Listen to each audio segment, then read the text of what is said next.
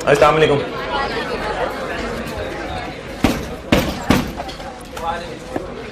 दुरूद शरीफ पढ़ लें।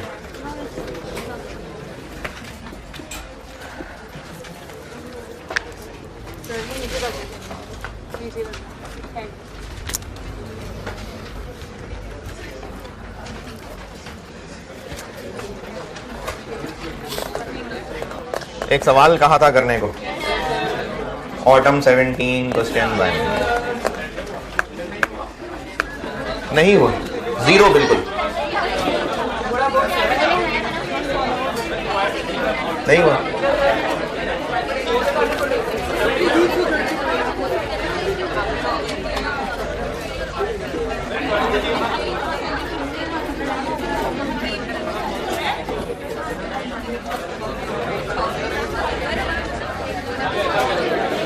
चल गया।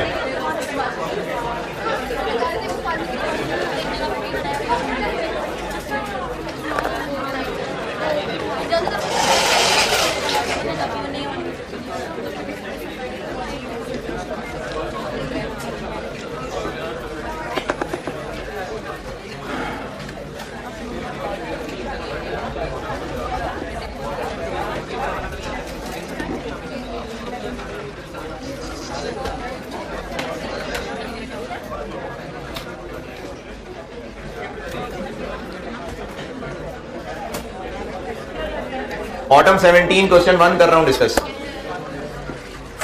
दो प्रोसेस हैं 1 और 2 और अगस्त के महीने का डाटा है सारा। प्रोसेस 1 प्रोसेस 2 की direct material cost, conversion cost. इसकी डायरेक्ट मटेरियल क्यों नहीं दी?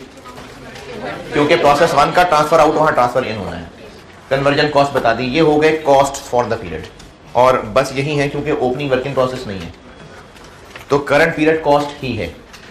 बाकी डाटा प्रोसेस 1 से ये जो 12,000 लीटर इन होता है,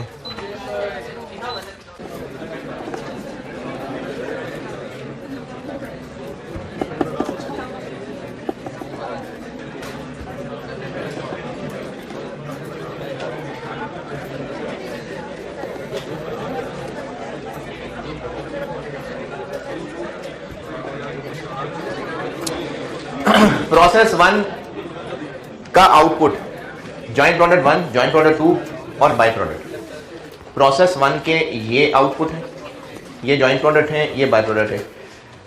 ये बिक जाता है, ये भी बिकता है, लेकिन J202 ये प्रोसेस 2 में जाता है और फिर प्रोसेस 2 में ये J+ बन के बिकता है। तो जो उस दिन क्लास में सवाल किया था, अगर उसी को रिलेट करें तो सिग्मा, बीटा, जी। सिग्मा बिक जाता है, जी था ना, सिग्मा बिक जाता है और बीटा प्रोसेस 2 में जाके थीटा बनता है। तो ये तो वही सेम कॉमन बात है। उसमें ओपनिंग वर्किंग प्रोसेस नहीं था, इसमें भी ओपनिंग वर्किंग प्रोसेस नहीं है। इसमें जो एक इजाफा हुआ वो क्लोजिंग वर्किंग प्रोसेस का हुआ। चलो खैर, प्रोसेस 1 का आउटपुट, प्रोसेस 2 का आउटपुट, यहां तक कोई एतराज परेशानी?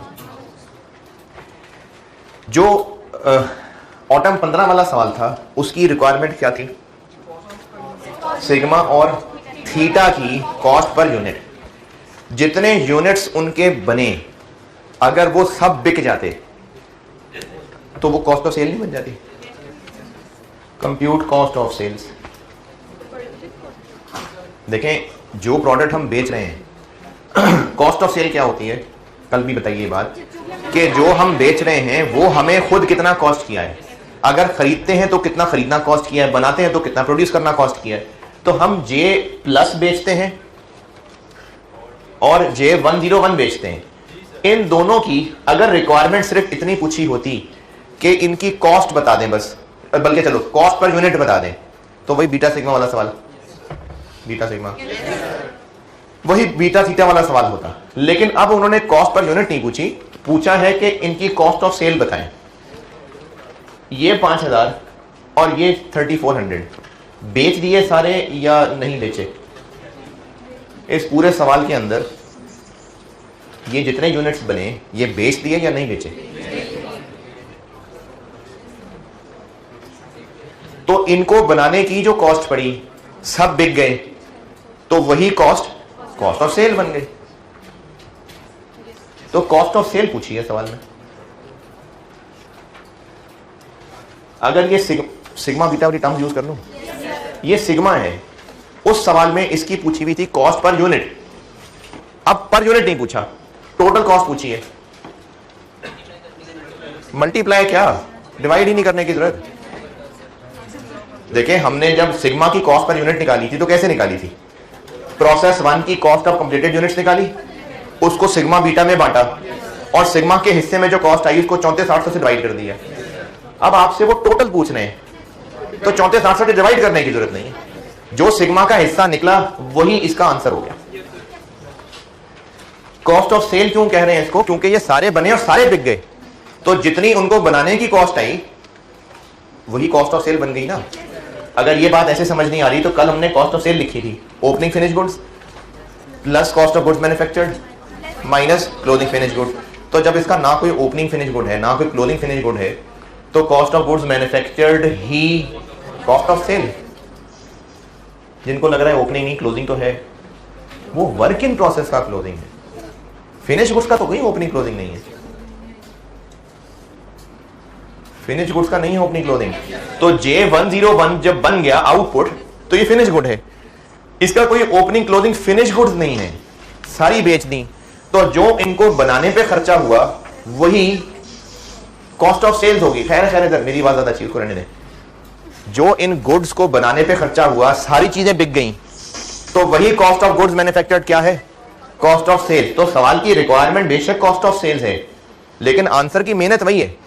जो आप ज्वाइंट कॉस्ट बांट देंगे तो जो इसका हिस्सा निकलेगा वही कॉस्ट ऑफ सेल्स है। आलोक इसमें एक लाइन में और शामिल करूंगा ये पैकिंग वाली, लेकिन अभी बताने का मकसद यह है कि जो इसको बनाने की कॉस्ट है, जब ये सारी चीजें बिक जाएंगी तो वही कॉस्ट ऑफ सेल बन जाएगी। ये पूछा है सवाल के अंदर,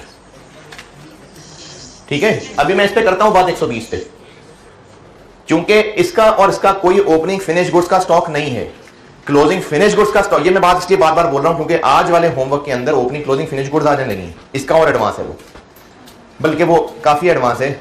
वो सवाल करिएगा जरूर, लेकिन उसकी परफॉर्मेंस पे प्रोसेस कॉस्टिंग पे मायूस ना हो जाना। वो सवाल है तगड़ा बहुत, लेकिन ये ना करना कि वो सवाल समझ नहीं आया तो प्रोसेस कॉस्टिंग सारी गई, कोई जिंदगी का मकसद ही नहीं बचा, मर जाए जाके। उस एक सवाल की बेस पे प्रोसेस कॉस्टिंग को जज ना करना। वो सवाल काफी मुश्किल सवाल था, है जी जी दूंगा ना होमवर्क। तो इसमें हमने कॉस्ट ऑफ सेल्स निकालनी है, लेकिन क्योंकि opening finish goods closing finish goods नहीं है, इसलिए जो इनको बनाने की कॉस्ट है वही कॉस्ट ऑफ सेल है। यहां तक ओके। तो सवाल की अप्रोच फिर वही बीटा सिग्मा वाली हो गई कि हमें पहले प्रोसेस 1 सॉल्व करना है, कॉस्ट ऑफ कंप्लीटेड यूनिट्स निकालनी है, फिर उसको इनमें बांट देना है, और बांटने के बाद इसका आंसर वहीं सॉल्व हो गया। इसको क्या करेंगे, इसको फिर प्रोसेस 2 में ले जाएंगे, फिर उसके साथ शामिल कर देंगे ये, फिर ये GA+ की कॉस्ट बन जाएगी। ये है सवाल को सॉल्व करने की अप्रोच। सॉल्यूशन करता हूं डिस्कस। अप्रोच ये है सवाल सॉल्व करने की। ये जो पॉइंट नंबर 4 लिखा हुआ है, ये ना भी लिखा होता तो हम ऐसे ही करते। पॉइंट 2 अगर सवाल में ना लिखा होता तो भी हम बाय डिफॉल्ट यही करते, बाय प्रोडक्ट को प्रोडक्शन कॉस्ट में से लेस ही करते और जॉइंट कॉस्ट को NRV की रेशो में ही बांटते, क्योंकि NRV दी हुई है ना सवाल में ये। तो बाय डिफॉल्ट ये पॉइंट 4 में जो कुछ लिखा है हमने फिर भी ऐसे ही करना था। चलो मेहरबानी उसने क्या दिया। तो point 5 production losses are estimated at 10% of input, यानी percentage of input expected units, and are incurred at beginning of the process. Inspection stage कितनी हुई, 0%। Inspection stage 0%। अज्यूम क्यों किया है, लिखा तो है यार at the beginning of process. Assumption वाली क्या बात है। नहीं नहीं, मशीन में डाल रहे थे, नीचे गिर गई थी, ओहो वही चीजें गिर गई, वो देगचे में गिरने से पहले ही साइड में गिर गई। तो एट द बिगिनिंग मतलब 0% है इंस्पेक्शन स्टेज। और ये वो पॉइंट आ गया जो उस दिन समझा रहा था कि जो लॉस लीटर, ये सब लीटर्स हैं, जो लॉस लीटर की शक्ल में होगा वो स्क्रैप बिकते बिकते किलो बन के बिकेगा। स्प्रिंग 19 समझा रहा था, वहां 0.75 था, तो ये वो 0.8 है। और इसकी जरूरत नहीं रही क्योंकि ओपनिंग वर्किंग प्रोसेस ही नहीं है। वेटेड एवरेज मेथड, ये तो ओपनिंग वर्किंग प्रोसेस होता तो काम का था, और ये भी ना लिखा होता तो अंडरस्टूड यही है। तो 0.3 और 0.4 अंडरस्टूड है। सवाल की अप्रोच, सवाल की प्लानिंग से रिलेटेड कोई परेशानी है तो बताइए जी। वर्क इन प्रोसेस, हाँ जी।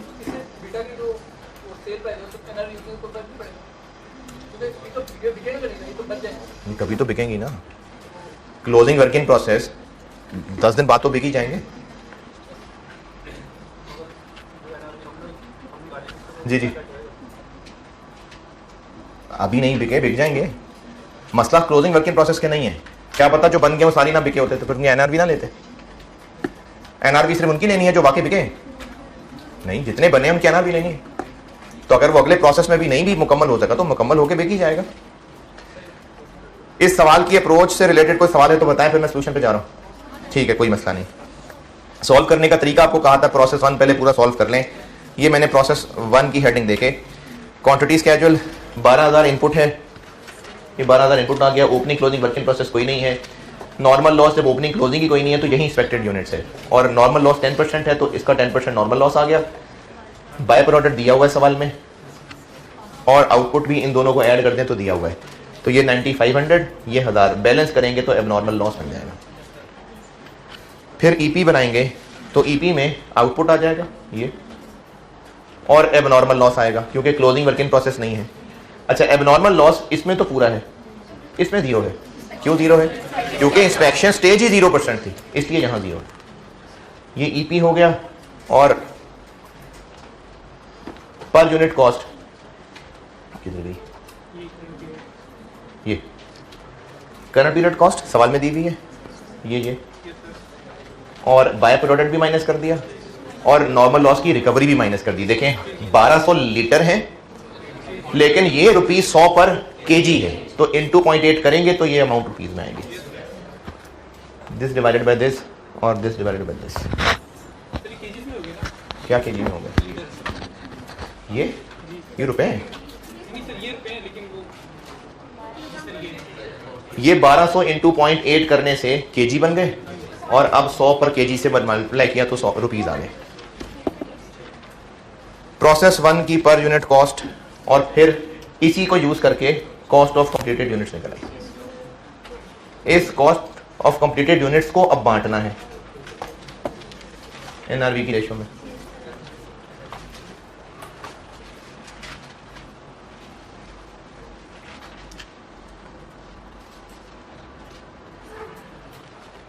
पाँच 5,000 इसके हैं, 4500 इसके हैं। ये बिकता है 1200 का, 120 खर्च करने के बाद 1200 माइनस 120, ये इसकी एनआरवी हो गई। J202 बिकता ज़रूर है लेकिन J प्लस की शक्ल में, और 1400 का बिकता है J प्लस, ये 1400, लेकिन माइनस फर्दर प्रोसेसिंग कॉस्ट आती है। तो यहाँ पर सवाल रुक जाएगा और फिर हमें प्रोसेस 2 जाके सॉल्व करना पड़ेगा। और ये वही वाला पॉइंट है जो उस दिन समझाया था कि 4500 केजी जाएगा ज़रूर लीटर, लेकिन तो वो जो उस दिन 0.95 किया था अब वो 0.9 हो जाएगा। तो ये एलोकेशन इस चीज़ की पेंडिंग रुक गई, प्रोसेस 1 यहीं छोड़ दिया, फिर प्रोसेस 2 जाके सॉल्व होगा जी। हाँ हाँ हाँ, इसका मतलब जो एबनॉर्मल हो रहे हैं वो भी इन्हीं को ही चार्ज करेंगे। इसी की बात कर लेते हैं।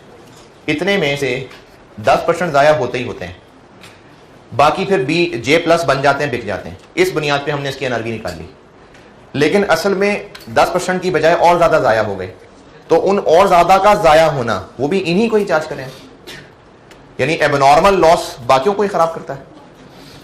एबनॉर्मल लॉसेस से हम बाकियों की कैलकुलेशन अफेक्ट कर रहे होते हैं, नहीं कर रहे होते ना, तभी तो नॉर्मल लॉस का कॉन्सेप्ट है। एक्चुअली लॉस ज़्यादा हो गया, चलो आप अब नॉर्मल लॉस के यूनिट्स नहीं, मैं परसेंटेज कह देता हूँ।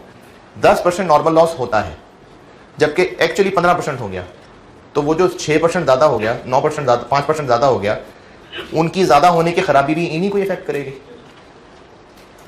नहीं करना चाहिए ना। अगर हमने जो ज़्यादा लॉस हो रहा है उसी की कैलकुलेशन बाकियों को अफेक्ट करवा देनी है, तो फिर नॉर्मल के कॉन्सेप्ट की क्या ज़रूरत है? तो इसलिए नॉर्मल के हिसाब से ही कैलकुलेशन हो रही है। ये 0.9 वही है जो बीटा सिग्मा में समझाया था। अब इस 400 के लिए हमें इस वर्किंग प्रोसेस 1 को छोड़ के प्रोसेस 2 पे जाना पड़ेगा। ये प्रोसेस 2 का क्वांटिटी स्केड्यूल आ गया। ये 4500 कहां से आया? ये इसका ट्रांसफर आउट था, 4500 था, ये 4500 था।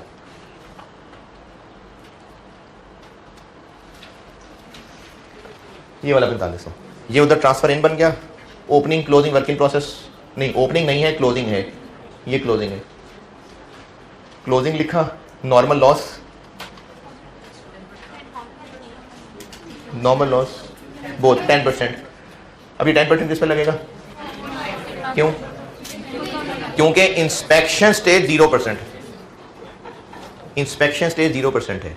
तो क्लोजिंग इंस्पेक्ट हो गए कि नहीं हुए? हो गए, इसलिए माइनस नहीं करने। तो यही inspected units. Inspected units opening working process के सूरत में लिखते हैं, अगर अब आके इंस्पेक्ट हुए, ट्रांसफर इन लिखते ही लिखते हैं। क्लोजिंग इंस्पेक्ट नहीं हुए तो लेस कर देते हैं, और अगर इंस्पेक्ट हो गए तो लेस नहीं करते। तो ये इंस्पेक्ट हुए इसलिए लेस नहीं किए, तो ट्रांसफर इन ही इंस्पेक्टेड यूनिट्स है। तो इस पे 10% लग के नॉर्मल लॉस आ गया। अब इसको जब बैलेंस करेंगे तो एबनॉर्मल कुछ भी नहीं है। ये 3400 ही आ गया और ये 3400 ही आउटपुट है, तो कोई एबनॉर्मल नहीं। अगर होता भी तो हम अपनी एनआरबी के कलेक्शन नॉर्मल के हिसाब से ही करते हैं। प्रोसेस 2 क्वांटिटी स्केड्यूल जी, ये आधे एक लाइन में चला दे। अरे उनको भी तो धोना यार, जो पीछे रह गए। हाँ जी, क्या कह रहे? बिल्कुल आ सकता है, न्यू मटेरियल होता तो न्यू मटेरियल यहां आ जाता। क्वांटिटी स्केड्यूल प्रोसेस 2 का डन। अब इसके बाद इसी की ईपी बना रहे हैं, तो आउटपुट आ गया। ये क्लोजिंग वर्किंग प्रोसेस आ गया। क्लोजिंग वर्किंग प्रोसेस मटेरियल में पूरा है और कन्वर्जन में 70% है, ये 70% आ गया। और ये फिगर कहां से आएगी? ये तो बीटा की कॉस्ट कैलकुलेट होगी तो यहां आएगी, तो इसको अभी छोड़ दिया। ये फिगर सवाल में दी हुई है, और यही फर्दर प्रोसेसिंग कॉस्ट है, क्योंकि ये तो पिछले प्रोसेस से आनी, बस यही फर्दर प्रोसेसिंग कॉस्ट है। इसको डिवाइड किया इससे, तो ये 400 मिल गया। अब ये 400 वहां चला जाएगा जो वर्किंग 1 रुकी हुई थी। ये एनआरवी आ गई, और इनकी रेशो में joint cost of completed units इसको बांट दिया। तो सारा कुछ तो वही है जो बीटा सिग्मा में किया था, है? स्टार्ट नहीं हो रहा था, आप बताएं।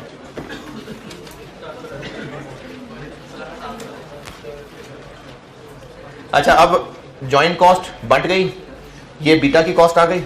अब ये जो 3258 है, ये यहां पे इसकी पर यूनिट पूरी हो गई। ये जे प्लस की पर यूनिट कॉस्ट आ गई। अब ये जो जे प्लस की पर यूनिट कॉस्ट आ गई है, तो जे प्लस 3400 है, ये सारे बिक गए। तो 3400 इंटू ये कॉस्ट ऑफ सेल होगी, 3400 इंटू ये, और 3400 इंटू ये, क्योंकि सारे बिक गए तो ये कॉस्ट ऑफ सेल आ गई। लेकिन जो सिग्मा है, ये प्रोसेस 1 में ही पैक हो गया था या प्रोसेस 1 के बाद पैक होगा? प्रोसेस 1 के बाद पैक होगा ना। प्रोसेस 1 से तो ये आउट हुआ है, अभी इसने पैक होना है। तो ये जो अभी हमने जॉइंट कॉस्ट बांटी है और बांट के उसका आंसर निकाला है 4345, ये पैकिंग कॉस्ट भी आ गई इस पे। ये प्रोसेस 1 में आया खर्चा है, पैक अभी करना है इसको, ये वो पैक कर दिया। कॉस्ट टू सेल तो नहीं है ये। मैंने एक सवाल बिल्कुल शुरू में ना इन्वेंटरी वैल्यूएशन में करवाया था, वो ऑयल वाला सवाल था, सोया फ्राई। तो उसमें बताया था कि जो कुकिंग ऑयल है वो झोलियां भर भर के तो नहीं बेचते ना, कोई 1 लीटर का पाउच बनता होगा, तो जो उसकी पैकिंग कॉस्ट है वो भी मटेरियल का हिस्सा है। तो ये प्रोसेस 1 से ये लीटर बना, ये पैक हो गया, अब ये प्रोडक्ट बन गया। तो ये कॉस्ट ऑफ सेल का, कॉस्ट ऑफ सेल है नहीं, उस फिनिश्ड प्रोडक्ट पैक होगा तो बनेगा। तो पैक हो गया, अब ये इसकी पूरी कॉस्ट बन गई। ये सवाल की ये रिक्वायरमेंट है। अच्छा, जिन्होंने भी सीरियसली सवाल को सॉल्व किया था तो बहुत ज़्यादा शदीद मसले हैं। अच्छा, जो लोग बच्चे कह रहे हैं कि सवाल स्टार्ट नहीं हुआ, तो वो बेटा ज़रूर ये देखें कि अब क्या कमी रह रही, क्या गलत, अब जहाँ पर आपको क्या ऐसी बात पता चली जो उसको क्लिक नहीं की है। हाँ, अच्छा, ऑनलाइन में भी ना वो कुछ बच्चे ने कहा था कि और प्रैक्टिस क्वेश्चन दें। मैं जितने क्लास वर्क को होमवर्क करवा रहा हूँ ना, यही आपसे हो जाए ना तो बहुत है, ये भी नहीं होने अगस्त में आप लोगों से। तो इसलिए मजीद सवाल करने के लिए आप अपनी मुश्किलें बढ़ाएंगे, तो आपने जो मजीद सवाल करने हैं आप इन्हीं को बार बार करें। सवाल याद हो रहे हैं तो ठीक है, याददाश्त की बेस पे ना करें। जब आप ये सवाल तब दोबारा करें, 3 बार करें, तो आपको एक फिगर याद है, तो आप अपनी याददाश्त का इम्तिहान नहीं ले रहे कि मैंने सवाल कर लिया। बेशक फिगर याद आ रही है, लेकिन आप अपने आप को दोहराएं कि ये क्यों हो रहा है, ये क्यों कॉस्ट ऑफ सेल कहा है इसको। जब बार बार अपने आप को दोहराएंगे ना, तो अक्सर ऐसा होता है कि आपको 2-3 दफा सवाल करने के बाद कोई चीजें पक्की हो रही होती हैं। तो नए सवाल करने से बेहतर है कि जो सवाल मैंने करवाए हुए हैं उन्हीं को रिपीट करिए। आप टाइम निकालें यार, मैं कह रहा हूं आप टाइम निकालें।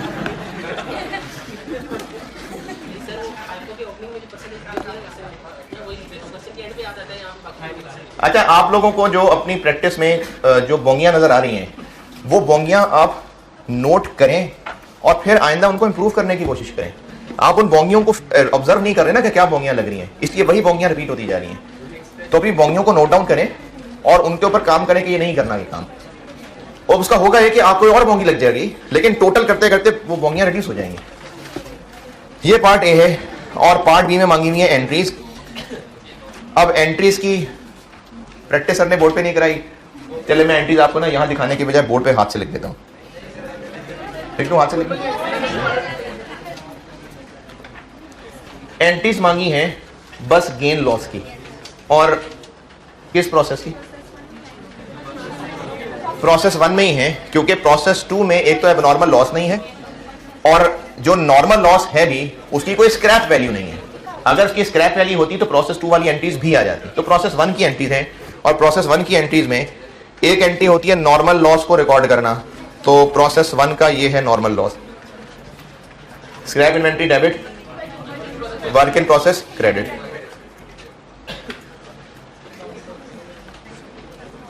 Scrap inventory debit, work in process credit.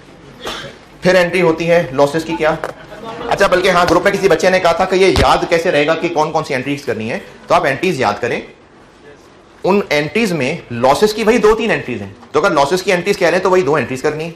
जैसे एक नॉर्मल लॉस वाली एंट्री, फिर एबनॉर्मल लॉस की 2 एंट्रीज थी। एक ट्रांसफर करना था और दूसरा इसको स्क्रैप इन्वेंट्री में नेट रिकॉर्ड करना था। एंट्री नंबर 7 थी और 8 और 9 थी। तो एबनॉर्मल लॉस को रिकॉर्ड करना वो होता है किससे? एबनॉर्मल लॉस की कॉस्ट से। तो वो जो हमने प्रोसेस 1 की पर यूनिट कॉस्ट निकाली हुई है,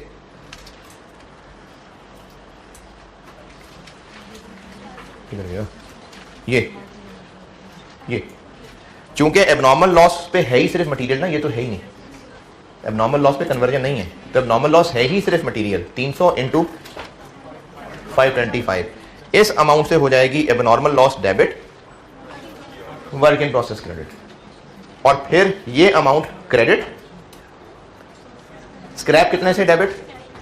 एबनॉर्मल लॉस की स्क्रैप वैल्यू से। 300 लीटर है, इन 2.8 क्यों? क्योंकि 100 रुपए पर केजी है। ये एबनॉर्मल की स्क्रैप वैल्यू हो गई और इनका डिफरेंस P&L में। और असल में टोटल लॉस कितना हो गया?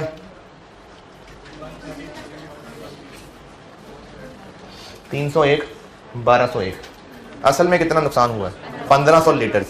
अब जब वो 1500 लीटर्स बेचेंगे तो वो इतने के बिकेंगे। ये फिगर कैसे निकली? वैसे तो ये ऊपर से निकल आई, लेकिन मैं फिर भी आपको कैलकुलेट कर देता हूं। 1500 लीटर इंटू 0.8 इंटू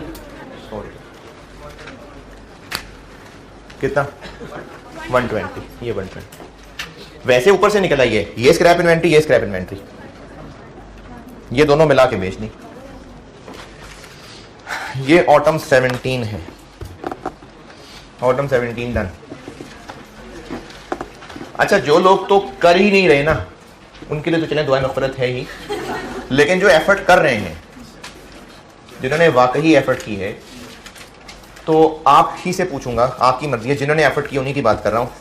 अगर आपको लगता है कि ये सवाल अभी उतना अच्छा ना ही हो सका, तो आप फिर आज इसको दोबारा करें। तीसरा सवाल फिर मैं कल होमवर्क दूंगा। ओके। ठीक है जी, आप ये सवाल दोबारा करें, और जिनको सवाल बहुत अच्छी तरह से आ गया तो बाकी पढ़ाई कम है करने वाली, बाकी सब सारा रिवाइज करें। तो ठीक है, जो मैंने तीसरा होमवर्क देना है फिर मैं वो कल दूंगा। अभी सोल्यूशन आपको मिल गया सबको? अभी पेज बांटा था, कहाँ पहुंच के खत्म हो गए, किनको नहीं मिले? अभी बांटा है भाई एक पेज।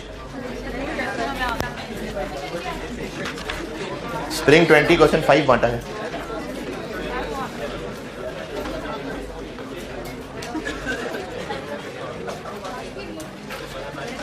मिल गया पेज आपको?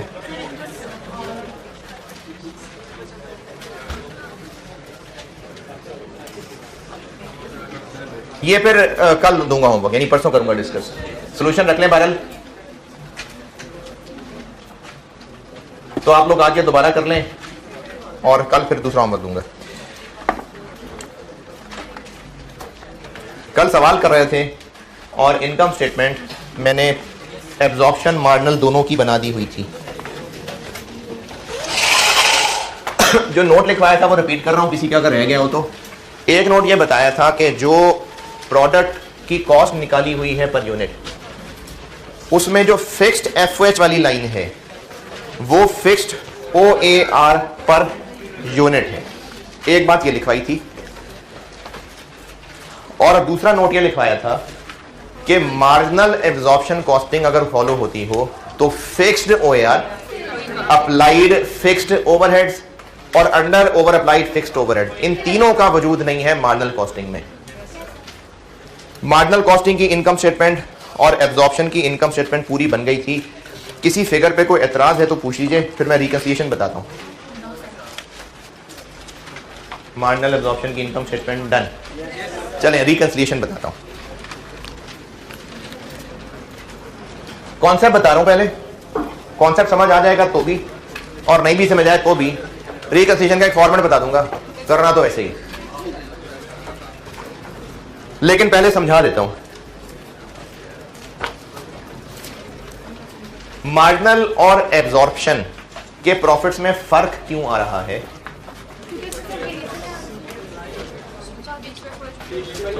मार्जिनल और एब्जॉर्प्शन के प्रॉफिट में फर्क क्यों आ रहा है?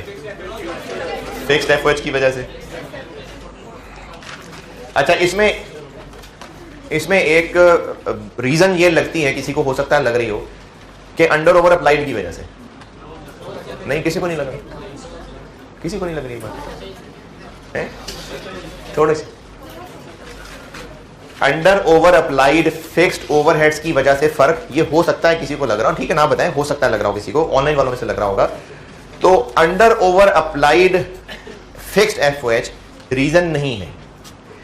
इसलिए नहीं है कि अगर ये रीजन होती तो फिर ईयर 1 का प्रॉफिट देखिए सेम आ रहा है।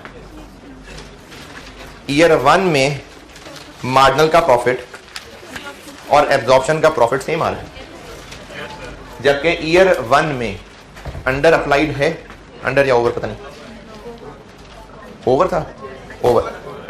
ईयर 1 में ओवर अप्लाइड फिक्स्ड एफओएच हैं, लेकिन प्रॉफिट में फर्क नहीं आ रहा। तो इसका मतलब है कि under over applied fixed overhead की वजह से फर्क नहीं है। तो पहली बात तो ये कि अंडर ओवर अप्लाइड की वजह से फर्क क्यों नहीं है, पहले इसका जवाब दे रहा हूं। एब्जॉर्प्शन में कॉस्ट ऑफ गुड्स मैन्युफैक्चर्ड के अंदर अप्लाइड आए कितने? 3 × 5000। एब्जॉर्प्शन कॉस्टिंग में कॉस्ट ऑफ गुड्स मैन्युफैक्चर्ड कैसे निकाली थी? 5000 को 21 से मल्टीप्लाई किया था, लेकिन उस 21 में मैंने एक काम ये करके दिखाया था कि अगर हम 5000 को 8 से अलग मल्टीप्लाई करते, लेबर से अलग करते, वेरिएबल से अलग करते, फिक्स से अलग करते, तो टोटल वही बनता ना। तो इस अलग अलग करने में ये वाली चीज क्या बन रही है? Applied fixed FOH. तो ईयर 1 के अंदर, अच्छा एक वक्त में सब लोग होश में नहीं होते, दोबारा बता रहा हूं, मैंने रिकंसिलिएशन बतानी शुरू की है।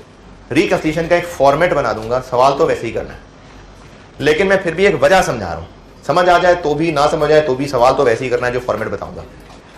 तो वजह समझा रहा हूं कि एब्जॉर्प्शन और मार्जिनल के प्रॉफिट में फर्क क्यों है।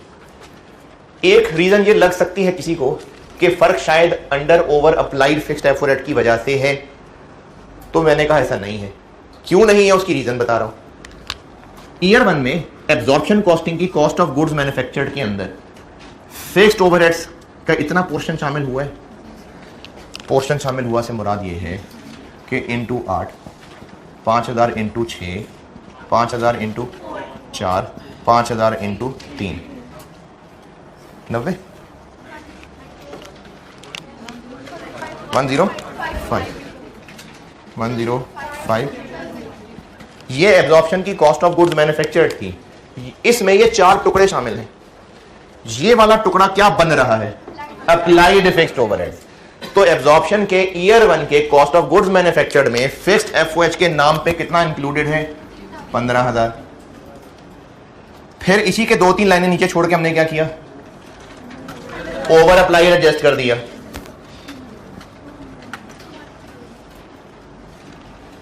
ऐड किया, प्रॉफिट में ऐड किया ना, प्रॉफिट में ऐड किया, यानी इसमें से वो नेट हो गया। एब्जॉर्प्शन के अंदर ये 2 लाइनें आ रही हैं और मार्जिनल में क्या किया? मार्जिनल में फिक्स्ड के साथ क्या सलूक किया है? पूरी इनकम स्टेटमेंट में देखें कहां क्या सलूक किया? नीचे जाके फिक्स्ड एफओएच लेस कर दिए। कितने?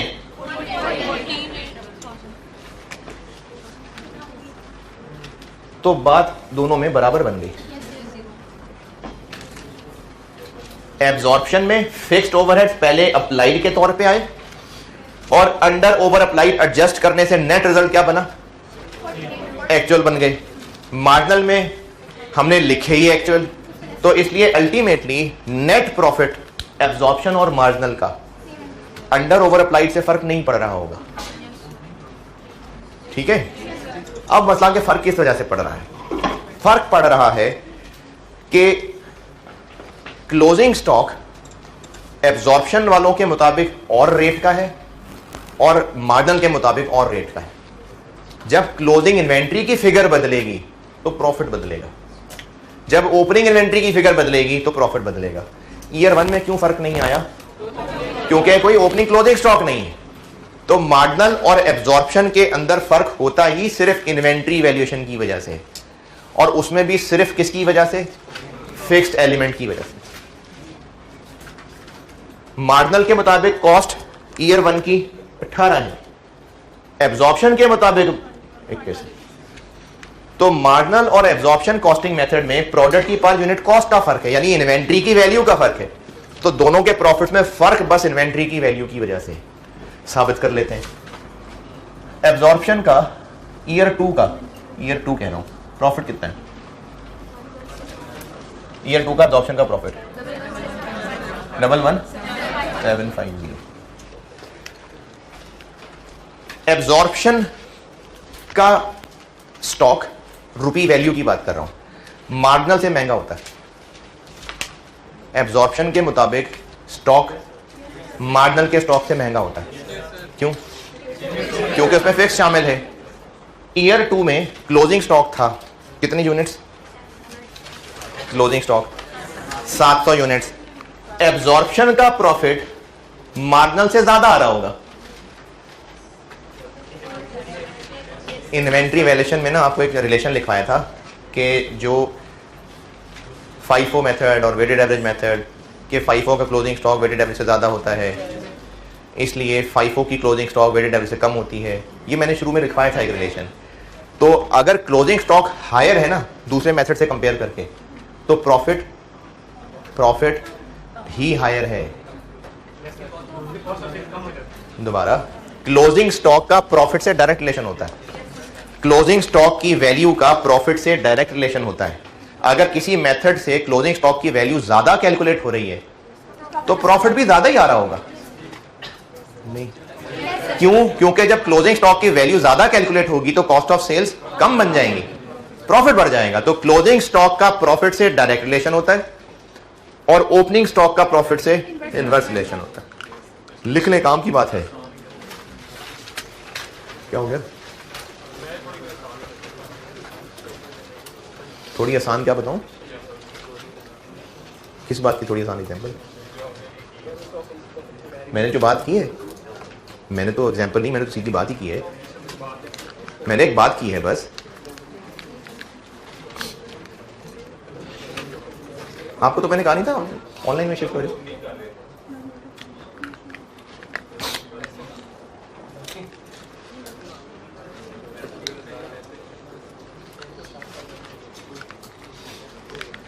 मैंने बात यह की है कि क्लोजिंग स्टॉक का प्रॉफिट से डायरेक्ट रिलेशन है, क्लोजिंग स्टॉक का प्रॉफिट से डायरेक्ट रिलेशन होता है, और ओपनिंग स्टॉक का प्रॉफिट से इनवर्स रिलेशन होता है।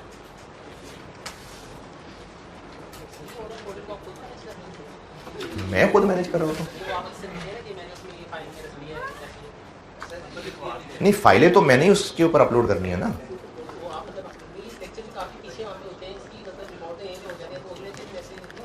यार इतनी जरूरी सेंसिटिव बातें चल रही हैं अपने लेक्चर ऑनलाइन में, क्या हो? अच्छा 2 दिन का गैप रखा हो। तो आपने बाद में देखा है ना, सैटरडे को डबल लेक्चर हुए, तो बाद डबल लेक्चर अपलोड करूंगा। 2 दिन का गैप, पता नहीं क्या बात हो रही थी।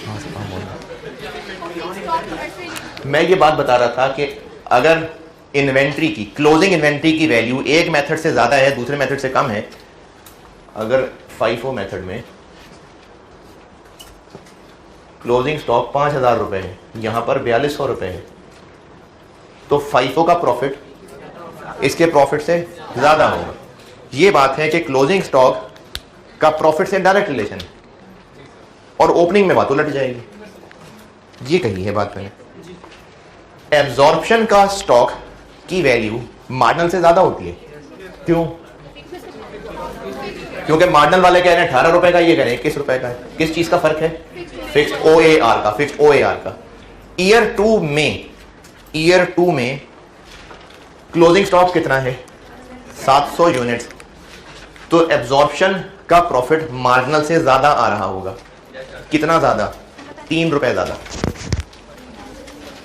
एब्जॉर्प्शन का प्रॉफिट मार्जिनल के प्रॉफिट से 3 रुपए ज्यादा आ रहा होगा। 3 नहीं, सॉरी 3.5। ईयर 2 में OAR कितना है? 3.5। ईयर 2 में एब्जॉर्प्शन का प्रॉफिट मार्जिनल के प्रॉफिट से 3.5 रुपए ज्यादा आ रहा होगा। क्यों? क्योंकि मार्जिनल की इन्वेंट्री में फिक्स नहीं शामिल, एब्जॉर्प्शन की इन्वेंट्री में शामिल। ईयर 2 की फिगर्स बताएं मुझे। मटेरियल कितना? 9, लेबर, वेरिएबल एफओएच।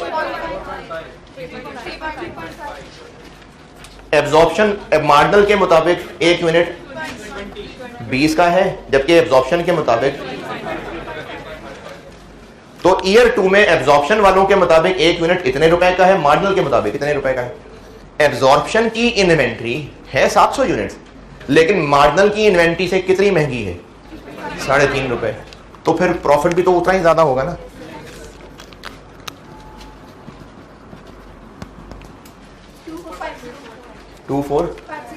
ये मार्जिनल से इतना ज्यादा होगा। कैसे साबित करें? माइनस करके देख लेते हैं।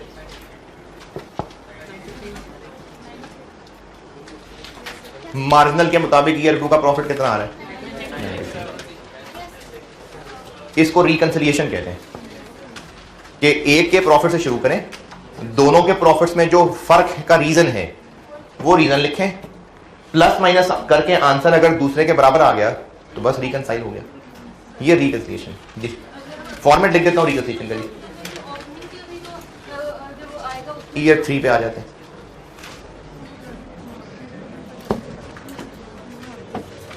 ईयर 3 में आते हैं।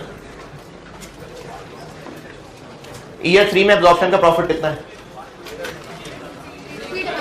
311। एब्जॉर्प्शन का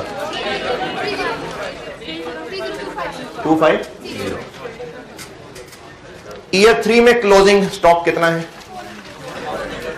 400 यूनिट्स। ईयर 3 में एब्जॉर्प्शन का स्टॉक मार्जिनल से कितना महंगा है? 4। इधर ये माइनस किया था, इधर ये माइनस कर दिया। इधर ये माइनस किया था तो अगले साल प्लस होगा। क्यों प्लस किया? क्योंकि अगर एब्जॉर्प्शन का क्लोजिंग स्टॉक महंगा है तो उसका प्रॉफिट ज्यादा है, तो जब ओपनिंग स्टॉक महंगा होगा तो प्रॉफिट कम होगा। इसलिए एब्जॉर्प्शन से स्टार्ट कर रहे हैं, मार्जिनल तक पहुंचना है तो इसको ऐड कर देंगे। एब्जॉर्प्शन का प्रॉफिट देखें, पहले तो ये माइनस समझें। एब्जॉर्प्शन में से ये माइनस क्यों किया? क्योंकि एब्जॉर्प्शन का प्रॉफिट मार्जिनल से ज्यादा है, क्योंकि एब्जॉर्प्शन का क्लोजिंग स्टॉक मार्जिनल के क्लोजिंग स्टॉक से महंगा है। ज्यादा चीज से कम तक पहुंचना था, माइनस कर दिया। इसी तरह ये यहां माइनस कर दिया। अब आते हैं ओपनिंग पे। अगर एब्जॉर्प्शन का ओपनिंग मार्जिनल से महंगा है तो इसलिए एब्जॉर्प्शन का प्रॉफिट भी मार्जिनल से कम आ रहा होगा। एक कम चीज से ज्यादा तक पहुंचना है, ये ऐड कर दी। क्या आंसर बना? तो ईयर 3 में मार्जिनल का प्रॉफिट कितना है? इतना है। ये रिकंसिलिएशन है कि एक के प्रॉफिट से शुरू करें, ओपनिंग और क्लोजिंग स्टॉक की एडजस्टमेंट करें, तो जो आंसर है वो दूसरे के प्रॉफिट के बराबर आएगा।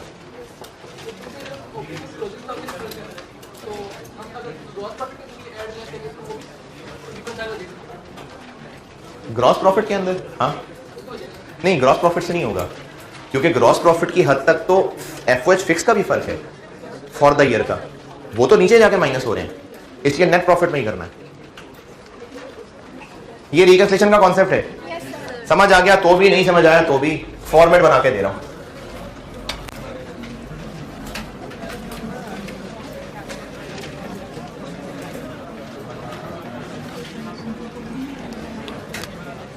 सवाल की रिक्वायरमेंट बी, रिकंसिलिएशन। सवाल की रिक्वायरमेंट बी, रिकंसिलिएशन।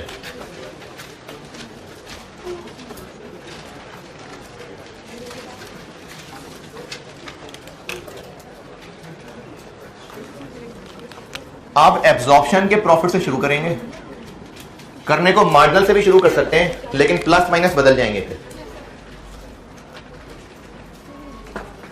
अच्छा, ओपनिंग ऐड और क्लोजिंग लेस, ये याद रखना जहन में छपा हुआ आसान है कि ओपनिंग लेस और क्लोजिंग ऐड, क्योंकि हमने क्वांटिटी स्केड्यूल में भी यही किया हुआ है, कॉस्ट ऑफ सेल भी ऐसे ही निकालते हैं कि ओपनिंग ऐड और क्लोजिंग लेस। इस वजह से मैं आपको कह रहा हूं कि आपने एब्जॉर्प्शन के प्रॉफिट से ही शुरू करना है, और इसमें फिक्स्ड एफओएच इन ओपनिंग इन्वेंट्री ऐड कर देना है, ओपनिंग ऐड, और फिक्स्ड एफओएच इन क्लोजिंग स्टॉक लेस कर देना है, ताकि आपको ऐड लेस वाली बात याद रह जाए। एब्जॉर्प्शन के प्रॉफिट से शुरू करिएगा, कॉन्सेप्ट समझा दिया, फॉर्मेट बता रहा हूं। एब्जॉर्प्शन के प्रॉफिट से ही शुरू करिएगा, ओपनिंग में छुपे हुए फिक्स्ड ओवरहेड्स ऐड, क्लोजिंग में छुपे हुए फिक्स्ड ओवरहेड्स लेस, और जो आंसर एंड पे निकलेगा वो यकीनन इंशाल्लाह मार्जिनल का प्रॉफिट होगा।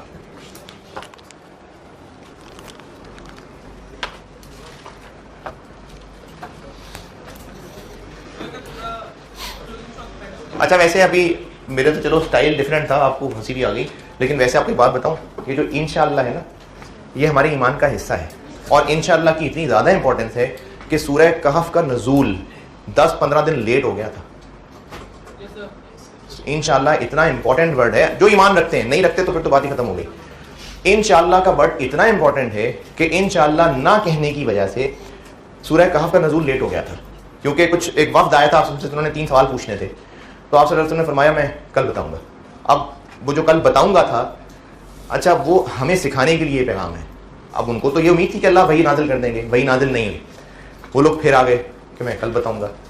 अब अल्लाह के नबी उनको कह रहे कल बताऊंगा, लेकिन वही नहीं आ रही है, और जब फिर 15 दिन बाद वही आई तो फिर ये बात पहुंची कि जब भी कोई बात कहा करें तो इंशाअल्लाह कहा करें। तो इसलिए ना इसको अपनी ज़िंदगी का हिस्सा बनाएं, यकीन का हिस्सा बनाएं। फिर वही बात चुगली लगा रहे हैं आप। एब्जॉर्प्शन का प्रॉफिट ईयर 1 में 30 नहीं भाई, यही था। अच्छा, ईयर 2 का 11750 30 जी।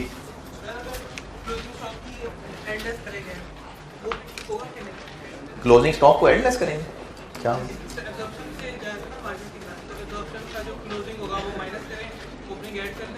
वो मुश्किल हो जाएगा, इसलिए मैंने उस तरह बताया नहीं है।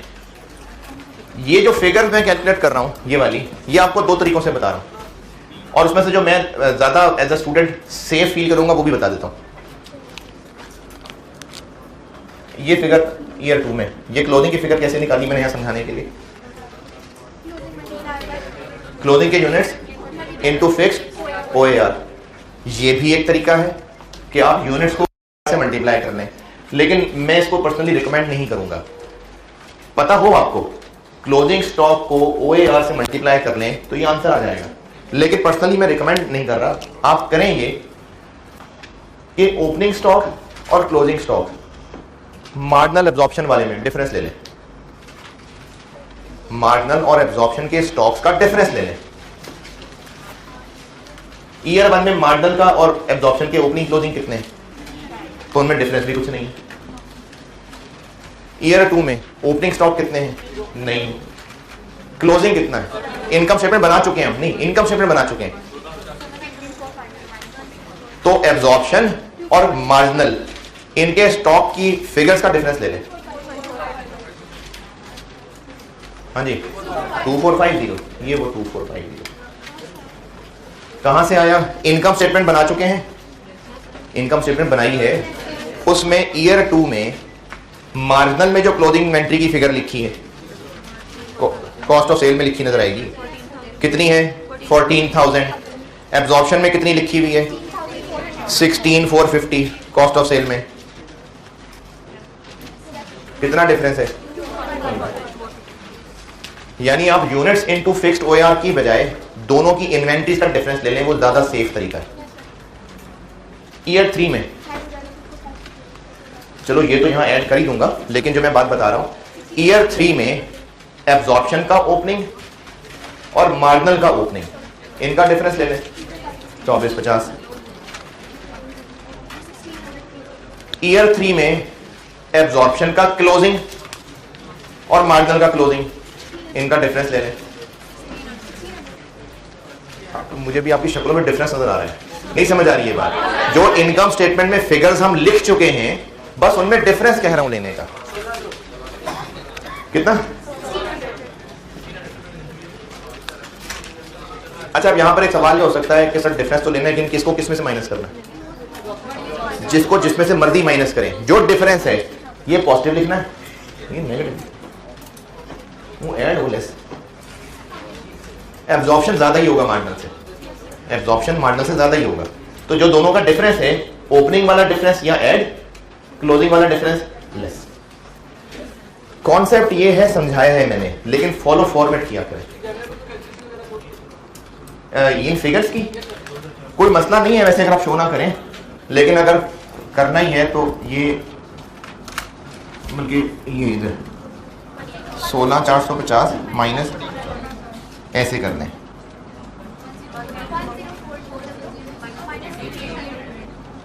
कर दें ऐसे। लेकिन अगर ये नहीं भी करेंगे ना, तो ये अंडरस्टूड बात है कि दोनों के स्टॉक का एक डिफरेंस है, तो बेशक ना भी करें ब्रैकेट में, कोई इशू नहीं है।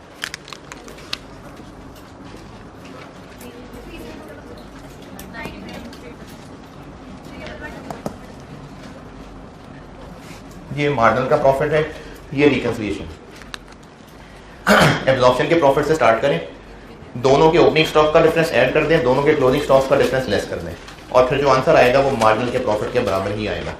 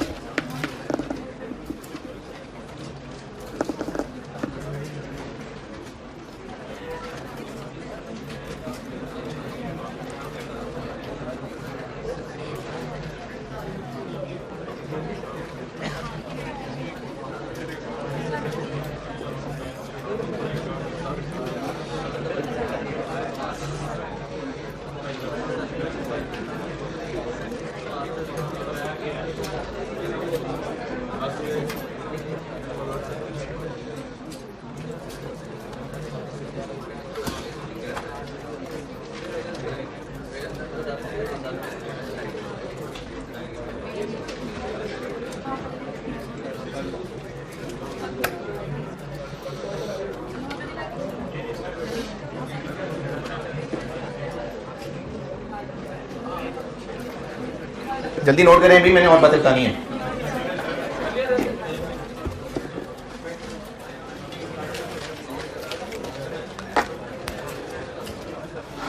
ये एक बेसिक सवाल से मैंने शुरू कराया था जिसमें फॉर्मेट बताना था और कुछ वर्किंग्स बतानी थी। अभी एक दो नोट्स और लिखवा दूं। कल मैंने फुल फ्लेज इसकी एग्जाम प्रैक्टिस ही कराऊंगा। 2 सवालों की तो कोशिश है ही, क्योंकि कल तो होमवर्क भी कोई डिस्कस नहीं हो रहा, तो 2 सवालों का टारगेट है, इंशाल्लाह हो जाएंगे। तीसरे की कोशिश ही है, लेकिन 2 मुझे लगता है 2 ही होंगे। तो कल एग्जाम प्रैक्टिस ही कराऊंगा इसकी। अभी एक दो नोट समझ लें। एक तो नोट नहीं है, वैसे आपके लिए पुरानी बात याद दिला रहा हूं, और अगर आपको ये अंडरस्टूड लगती है तो बेशक अपने रजिस्टर खराब ना करना, नहीं लगती तो प्रैक्टिस ही समझ के 2-4 लाइनें इसके लिए लिख लेना। इस सवाल को हमने सॉल्व कर दिया। अब मैं आपको एक वैरायटी बता रहा हूं, और सीरियसली अगर आपको ये क्लियर पता है तो मुझे उम्मीद है पता होनी चाहिए, ना लिखना कोई मसला नहीं। अगर इन क्वेश्चंस में मैंने FIFO मेथड की बजाय वेटेड एवरेज मेथड कहा होता तो क्या करते? तो फिर हम ये करते, कोई सा एक साल बता देता हूं, ईयर 3 बता देता हूं, ईयर 2 बता देता हूं, एब्जॉर्प्शन करते हैं पहले। अगर इस सवाल में ये मेथड होता तो क्या करते हैं ये बता रहा हूं।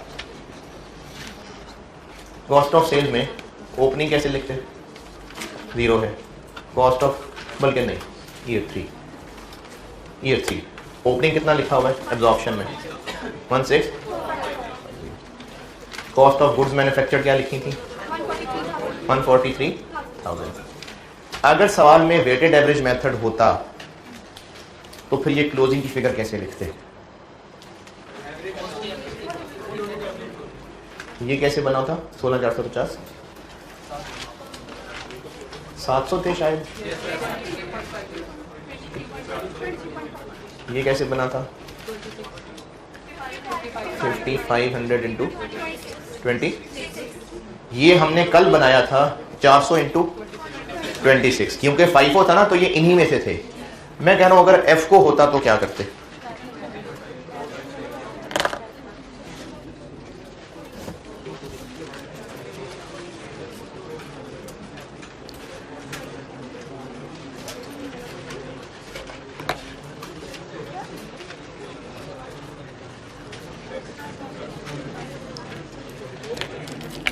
जी जनाब, F को होता तो हम ऐसे करते कि इन दोनों का एंड 400 इंटू, मकड़ी से पूछते हैं, 16,450 प्लस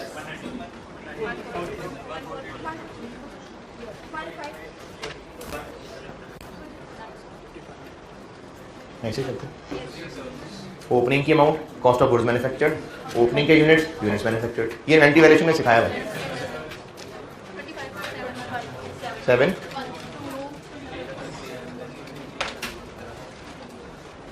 ऐसे करते हैं सवाल।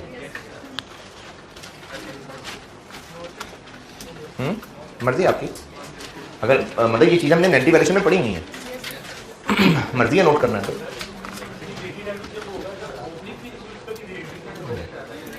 नहीं, डिफरेंट होगा क्योंकि वो पिछले साल का था। हाँ, वेटेड एवरेज में डिफरेंट है तभी तो एवरेज करना पड़ा।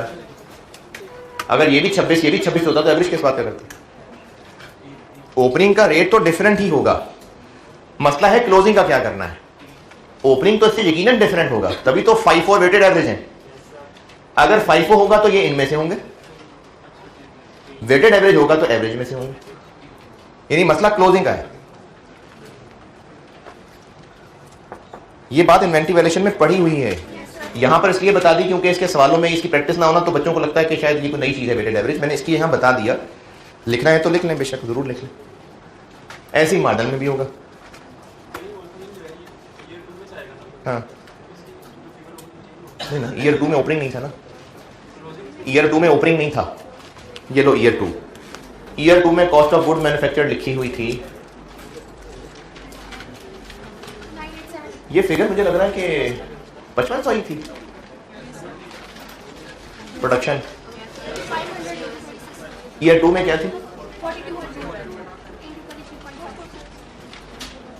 ओपनिंग कुछ है ही नहीं, तो क्लोजिंग इसी में से होगा ना। फिर जब ओपनिंग ही नहीं है तो इसी में से क्लोजिंग है। इसकी क्लोजिंग तो यही है, इधर ओपनिंग तो यही है।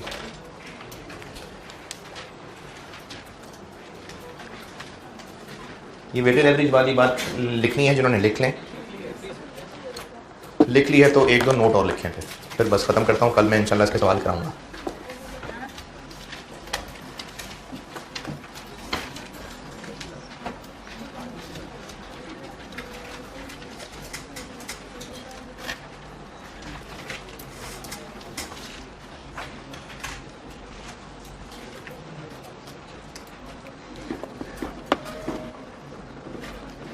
ये नोटेड, कल मैंने 2 नोट्स लिखवाए थे, 2 और बता रहा हूं।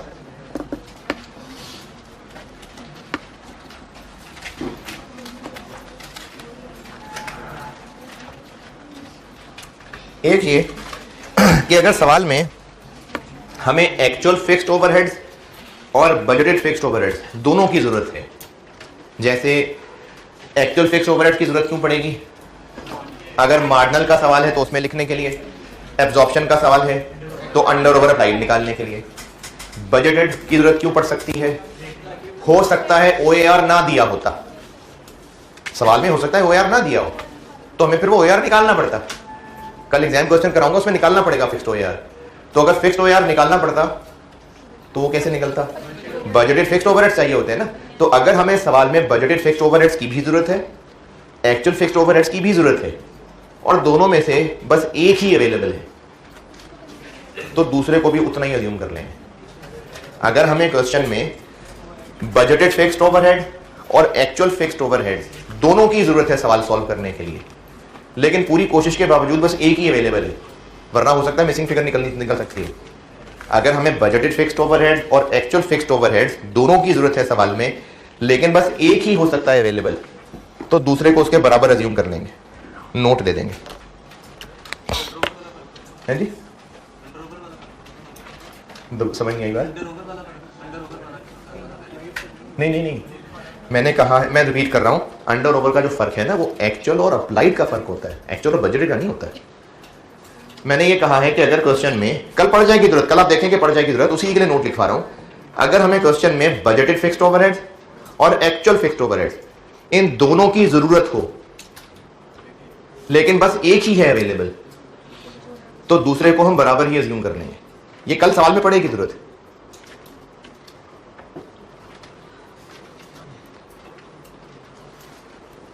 और एक नोट और लिख लें बस,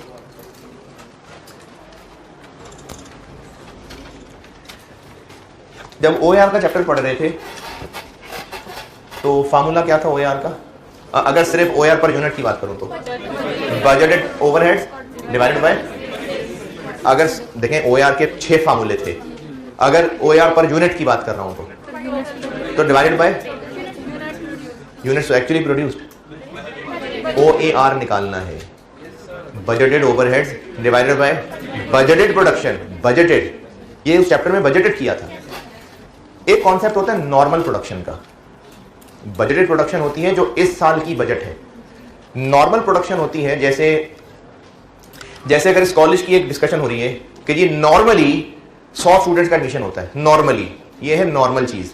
नॉर्मली मतलब नॉर्मल हालात में over a period of years, अगले साल में 130 करने हैं, ये बजटेड है। 100 होते हैं, ये नॉर्मल है। अगले साल का टारगेट क्या रखना है, ये बजटेड है।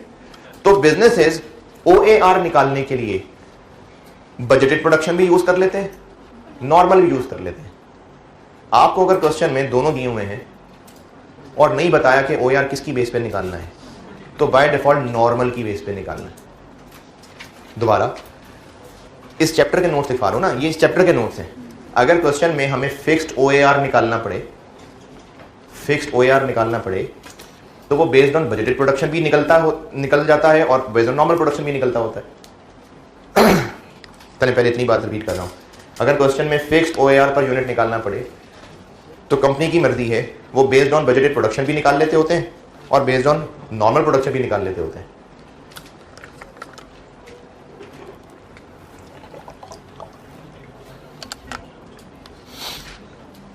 अगर क्वेश्चन में फिक्स्ड OAR खुद कैलकुलेट करना पड़ रहा है तो कंपनी की policy OAR based on budgeted production भी हो सकती है, बेस्ड ऑन नॉर्मल प्रोडक्शन भी हो सकती है।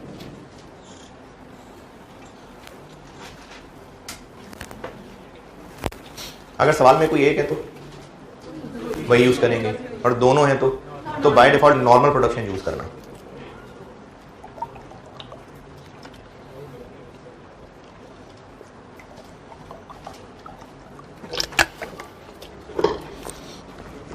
चलें जी, अल्लाह हाफिज़।